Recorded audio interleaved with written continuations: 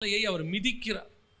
Second time நல்லா கவனிச்சுக்கொள்ளுங்க. இனி வரப்போகிற கிரைஸ்ட் குதிரையின் மேல் வரப்போகிறார், நியாயம் தீர்க்கிறவர்களாக வரப்போகிறார். இனி நடக்க போகிறது சுத்திகரிப்பு அல்ல, இனி நடக்க போகிறது நியாய தீர்ப்பு.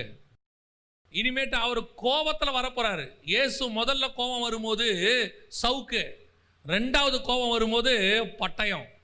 இங்க வசனம் சொல்லுது பாருங்க, அவருடைய வாயிலிருந்து கூர்மையான பட்டயம். ஃபர்ஸ்ட் டைம் சவுக்கில் அடிச்சாரு பாருங்க, அது கிருபை, சாவடிக்கல யாரையும்.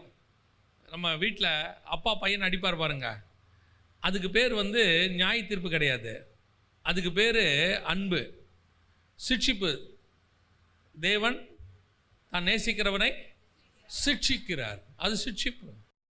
ஆனால் செகண்ட் டைம் அப்பா பேச்சை கேட்காம பையன் வெளியே போய் தப்பு